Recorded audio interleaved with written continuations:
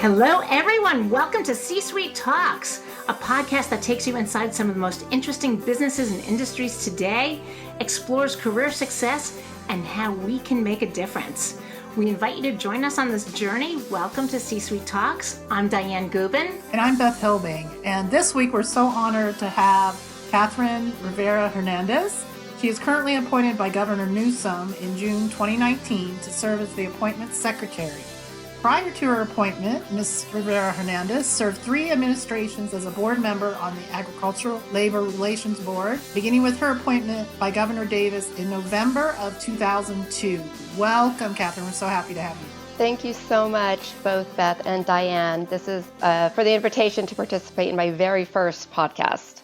Ooh, oh, welcome. yeah. Okay. Welcome. We'll be nice to you. What exactly is an appointment secretary? What is it? What do you do? Well, I am not his scheduler, which is frankly an even more difficult job. The governor is responsible for 4,000 appointments that include both paid jobs in the administration as well as appointments to over 400 board and commission slots. So I have a team of 12 people who are responsible for identifying candidates, vetting them, interviewing them, and then ultimately we make recommendations to the governor, who I meet with weekly for approval. Oh, wow. Wow. No wonder we can't ever reach you.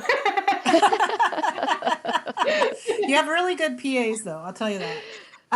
Can you kind of go through your career path that led you to your latest appointment as secretary? Sure. Well, I didn't know what an appointment secretary was early in life, so I can't say it was a lifelong dream. Also, I am an attorney, so there were probably cheaper routes to go than law school. But I have been in Sacramento politics for over 22 years. I worked on a political campaign that landed me as the chief deputy for cabinet affairs for the Gray Davis administration. So I was very green. I was thrown into the deep end with no floaties. So I learned to swim well and fast. And frankly, many of the individuals in the Newsom administration were also around in various capacities back then. In Sacramento, people tend to get recycled and repurposed because there is a certain skill set you need to navigate the political landscape. So when opportunities arise, you start looking around to tap people that you know. So I will say I did not know the governor. I voted for him, and that was the extent of my relationship with him. But I started seeing people that I knew and admired taking senior roles on. And I had just been confirmed to my 4th term on the Agricultural Labor Relations Board. So I had 4 years of secure employment doing a job that I loved that allowed me to be around for my 2 teenagers. So when I got the call, I was, asked to consider the position. I did not take it lightly. I did not jump. And aside from people knowing my work product and my temperament, I think I was chosen because as a former cabinet deputy, I knew the importance of choosing the people, the right people to serve. I know the roles, I know the responsibilities, and I know the skill set needed. And then, of course, when the governor personally asks you to serve, it is very hard to say no. Public service is in my blood. Wow. That's quite the compliment for sure. Yeah, so you were asked, so you kind of have an in politically in a way just because you were in the environment. But, for somebody who doesn't have that, and you said there are so many openings, what does it take for someone to actually get appointment? What's the process like? How do you figure it out? Yeah, so I think there's a common misperception out there that you have to have an in some way. And given the number of positions that we are responsible for filling, we would not get very far if that was the case. For example, Steve Gordon, our Director of Department of Motor Vehicles, he was sitting in his Silicon Valley office reading yet another newspaper article about the woes of the California Department of Motor Vehicles and decided that he thought he might be able to help. He filled out the application. His application got pulled. And thank goodness that he was our director when COVID hit. His experience in IT, along with his vision for the future for Californians, is really incredible. So we are essentially a large employment agency. So we have to rely on our online appointments application, which I am going to plug at www.gov.ca.gov. And of course, if you do know someone who can truly speak to your qualifications, use them. And then, as you know, I often seek out groups that I know have qualified individuals, which is why I was so pleased when you reached out to have me speak to the CSuite membership, knowing the caliber of talent that was going to be in the Zoom room. I was very helpful. It was hopeful. Everybody loved hearing from you. We did have a handful of women that did apply for positions, so that was really good. And that's what we want to see. So that's great. Can you tell us about an inspiring appointment that you've made? This governor's commitment to have an administration that looks like the people it serves has been my guidepost, and specifically his commitment to gender and ethnic diversity. It is why I was allowed the opportunity to recommend the appointment of the first African-American woman to be the commissioner of the California Highway Patrol, the first Latina to be the director of the Department of General Services, the first state architect who is a woman, and the first African American to be the Secretary of Government Operations. And that's just a handful of examples. But without his commitment to that, there was no way I would be able to go out and accomplish that. So I think that is probably the thing I love most about this job, is all of these firsts, which will only pave the road for those that follow. Love it. And so we're all busy. I mean, super busy. So how much time does it take to serve on a board? Besides the application process, and maybe you can walk us through how much time I fill out the application. Is anybody ever going to get back to me? How long does it take? Is it 3 months later? And then once I'm chosen, is it every single night of the week? Is it 5? Tell us about what the commitment is. So what I will say is, I never tell people that we're a well-oiled machine, because that would be untrue. It is, we have so many going on, and priorities can shift overnight. And although I have several deputies with the number of appointments, they're working on probably 50 to 75 appointments at any given time. So it could take 3 months, it could take 6 months. The way it works, especially with the boards, is we're often putting a puzzle together. So for example, with the Agricultural Labor Relations Board, which of course, once I left, I was very involved with, I found the first person on the board. It's a 5-member board. And from the time that I found the first person, it was probably about 6 months, but the last person only waited a month. The first person waited 6 months. So it really just does vary. But the one thing that I will say is that, having been on the other side of this process 4 times, I just make sure that the deputies are in communication. That's all we can. That's all we can do. We have to be responsive, and when these are people's lives, we just have to make sure that we're providing the information. It may or may not be what they want to hear, but at least they will have that certainty. And as far as the time commitment, every board is different. It really does vary. Some boards might meet monthly, and it only requires a few hours of preparation. Others are like part-time jobs. It is the primary reason why an appointment doesn't work out. So I advise applicants to go to the website of the board that they are interested, to see what the position is, to see how often they meet, how long they meet, what do the agendas look like, are they complex issues, is this something that I really want to do? I feel like that is the best way to be informed about whether this is something that you really want to do. Because as I explained to applicants, it's exciting when the press release goes out, but then it's time to get to work. So we need to be realistic about that. Right. And is there training? Like once you're on a board, do you get trained, or you're just kind of thrown in and you start swimming? Well, we wouldn't do that to you. The good thing is I shouldn't say most, really all of the boards have staff. So there's an executive director, and there are staff that are there to support the new board member. Also, what we will often do is pair that person up with somebody who's already been on there for a while, so that they feel like they have somebody who they can have questions on. But there's an entire onboarding process that takes place to help and especially new board members who maybe not have served before, help them navigate that process. Do you feel it's a good launching point from a government board to a nonprofit or corporate board? Do you see people kind of transition that way sometimes? I don't know that as much about that. I do know that people who have served on nonprofit boards or corporate boards do very well, as you can imagine, on state boards. So we do take that into account when we are evaluating applicants. Okay. And I know some are paying, some are not. Is that correct? Correct. The vast majority are non-paid volunteer boards. There's really only maybe 12, like the board that I served on, that are full-time or part-time boards that are actually paid. Great. And what if you were on a board that pays, and there's only 12 of them, out of those 4,000 jobs that are open, there's only 12 paying? Well, there's 12 boards. Oh, there's 12 boards. Yeah. It gets confusing. Yeah. You're telling me. So what is the favorite part of what you do? What do you like best about your role? So appointments is the intersection of people, politics, and policy. So making all of those ends meet is what I drive for every time, because every appointment has a political aspect of it and a policy aspect to it. But being able to put something together that the governor can feel proud of, that this is representative of his agenda of a California for all, is really what I enjoy doing. I get to talk to people who have just some really compelling stories. And it's amazing when you hear people's stories. And, sometimes I will take individuals into the governor and I will tell him their stories, because he doesn't ask me where they went to school. He doesn't necessarily care so much, even where, what they did for a living. The only question that he asked me is, why do they want to serve? And so when I tell him the story of why somebody is coming to serve, sometimes we look at each other and go, what have we been doing with our lives? You have a 34-year-old who's got, 3 degrees and he's out there saving the world and writing books. And we're going, what have I been doing with my life? So it really is about the people. And that is the best part. And something that I never got to do as a cabinet, deputy, where you're just working with appointees. It's really dealing with the people of California. So that's fabulous. Right. And so what are you doing with your life? We know you have a family, so you're juggling. How are you juggling this huge, really dynamic, highly visible career, and teenagers or younger or whoever's in your life?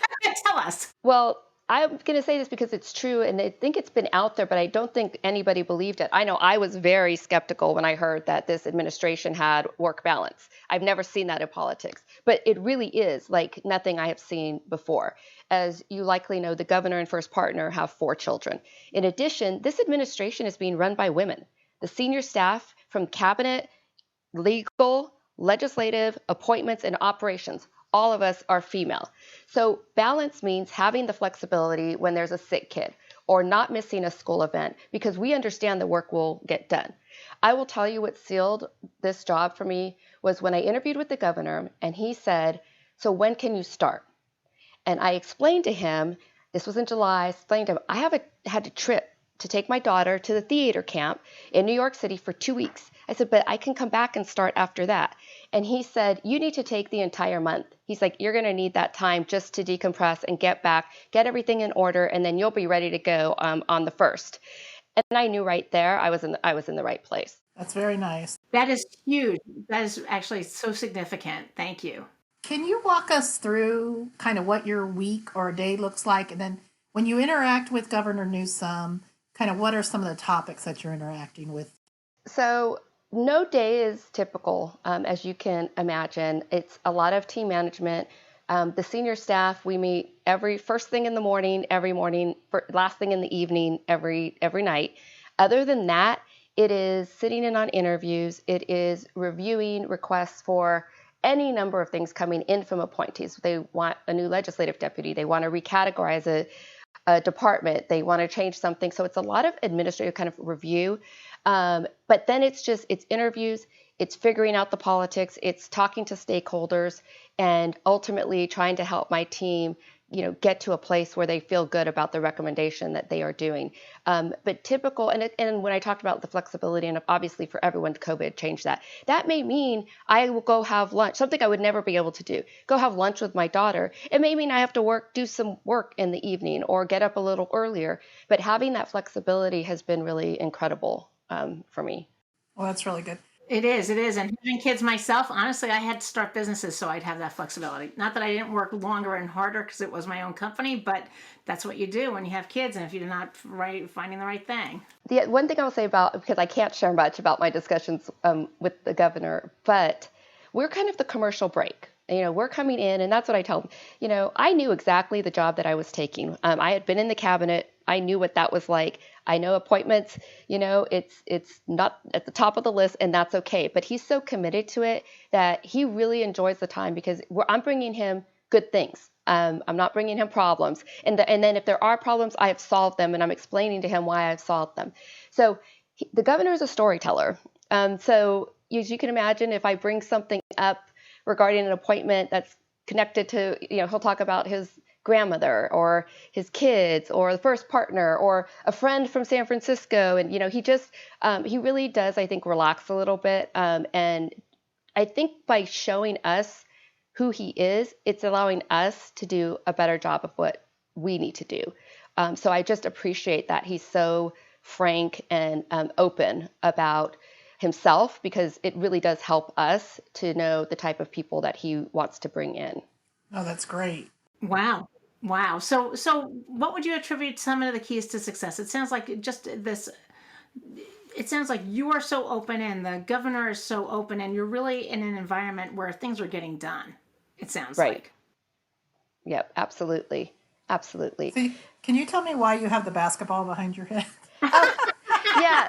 So this is a trophy that my husband, who is the coach of my son's basketball team, that we won in Portland, Oregon. And so very proud of our trophy. I am a sports fanatic. That is one of my hobbies. I don't get to watch it very often, but if I do have free time, I'm usually watching football or basketball. I am from Arizona, originally born and raised, and my Phoenix Suns beat the Lakers last night, so I just had to get that in. I love it. Oh, And you're a guy. Yeah. So you're getting. that's good. Yeah. So are you getting any tickets? Hey, let's appoint you to the sports committee, right? Yeah. No. Unfortunately, state government prohibits all of that. Oh, I'm sure. I know, that's true. You can only take things less than $5 or something. Yeah. Yeah. Yep. So what do you feel, as many women start business, what made you successful, and what advice or tips would you give them as they start down a path of a new role or new business? So one is, I am just in awe of the membership of CSuite, because I can't imagine how difficult it is to either start or navigate the corporate world, which is very different, than public sector. So I hesitate to provide advice for people. I look forward to receiving advice from them. But what I do tell young women in both private and public sector, and I truly believe this, and maybe because it was my experience, and that is that you have to enjoy what you're doing now. Don't necessarily look to tomorrow, but enjoy what you're doing now and do it well and treat people well. And hopefully people will notice. And whenever you have the opportunity to help another woman, do it. That's C-suite. That's what we're all about. Women working with each other at the most executive levels to pull each other up and lending a hand to those who follow. That's exactly our entire mission. Yep. So is there something you would take a redo on? Something you would do differently? I know that I should say yes, because there has been plenty of bumps in my road. But since I am exactly where I should be right now, I struggle to say that I would change anything, because if it would lead me anywhere other but where I am right now, I would keep exactly the way it is. Yeah, you are an amazing That's road good. path here. I know. So so you're not changing anything going back. I love it. You're going forward. So what's coming down the pike for you? Well, more and more appointments, and that is because, as you can imagine, COVID really made people rethink their priorities. So there were a lot of people who decided to retire, decided they want to go be with their grandkids, who, just decided to change their career path. COVID fatigue is real. And then just, it's a constant churn. I have people leaving the administration every day, as you can imagine, just because it's so large. But at the same time, it makes it exciting, because we do get new opportunities. And I'm really excited because we're going to be announcing several appointments to the various education boards soon. And I'm just very proud of them. And I'm proud of my deputy, who worked so hard on making sure that it was representative of the governor's vision. So very excited about that. I love it. What are the most challenging boards for you to fill? The most challenging are the licensing boards. And that is because everybody wants to be on the film commission. Everyone wants to be a UC regent. Not everybody wants to be on the podiatry board. So you have these. No, I'd rather be a UC regent. You have licensing boards for every industry and occupation you can think of. And on those boards, you have licensees, obviously, but you have what we call public slots. And when you go to the website, you will see a list of them, and you will see it'll show you what's available, and it'll say public. And those are people who have no vested interest in the subject matter of that board. Those are the people of California. It's holding that board accountable. They also tend to be the people that we work most closely with. But you can imagine they're hard to fill, because people don't come in saying, I want to do structural pest control, or I want to do osteopathic. Right. Beth, you want to do the podiatry board with me? No, I'll do dermatology. Woo. It's a great Yeah. start, though. Anything It's a around great cat, launching pad. any cat boards. Yeah, exactly. Veterinary. Animal boards? I don't know. Yeah, we have a Yeah. veterinary board. That's good. That's That's good. good. That's good. So how do you kind of work and keep your head wrapped in your business without listening to all the media and all of the negativity that comes with any government role, whatever your political beliefs are? How do you guys stay focused? Yeah, I mean it's a crazy time, and I think part of it is I've been doing this for a long time, so there's not much I haven't seen or heard or been through, and so the governor has really led on this as far as he's just keeping his nose down and doing the work. And he has told us, he talked to the entire staff of the governor's office to let us know what his expectations were. And that's all he said. He's like, we have to keep moving forward. We have way too much that needs to be done. So you can't buy into the outside and feel like you have to. He's like, he doesn't need us to protect him. Oh, that's good. He just wants us to he just wants us to continue to get the work done. And so that is what we're doing. Right. Yeah. I mean, to run California, the size of California, and all the complexity of it, it's easy to be a critic. It's hard to be the doer, right? Let alone you can barely drive the state in a day, right? Right. Yeah, it's many. I always tell people it's many Californias. Yeah. It really is. Yeah, because of the geographic dispersity. Yeah. Yeah. Do you have to travel a lot to all the areas, or are you in Sacramento? Well, I did. Uh-huh. Yeah, I did, and I really missed that. So I am really looking forward to getting back out there and seeing people in person. I know that it's convenient and Zoom is convenient, but there is really nothing to substitute, especially for what I do, for the personal conversations that you have after the speech, right? So I can give a speech. I don't get to talk to any of those people afterward unless they reach out. But if I'm there in person, then I have that time to really kind of be available for people. So for me, it's very important that I am out, and I cannot wait to get back out on the road again. We love it. It's going to be soon. You know, we're holding our first in-person event June 10th, as you know, at the City Club in LA. They're hosting us, and that'll be so exciting to see all of our women. We have missed them. We have a few men sprinkled in there too, but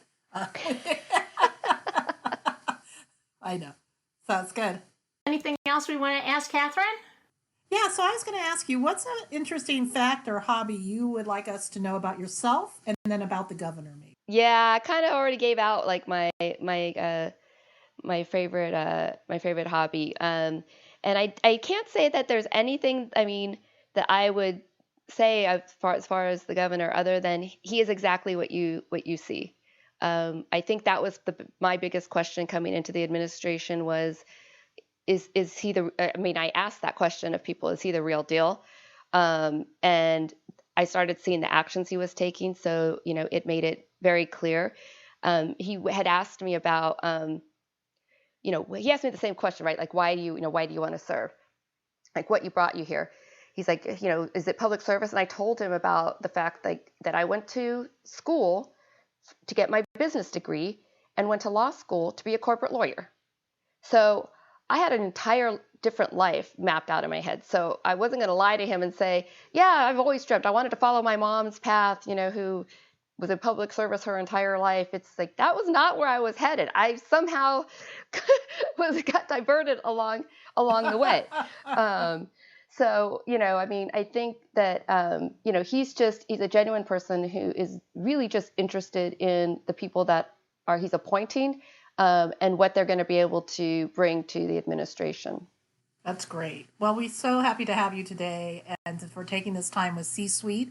And thank you for speaking to our group. We really enjoyed having you about government board positions as well. Right. And we look forward to you being very active with CSuite. So, Dianne, you want to thank our sponsors? Yes. So thank you, Cathryn Rivera-Hernandez, Governor Newsom's appointment secretary, for being here. We would like to thank our sponsors. Our annual sponsors this year are Google, IT solutions provider Converge Technology, the law firm of Minette, the employee benefits firm Woodruff Sawyer, and my firm, Executive Search and IT Consulting, Amplify Professional Services.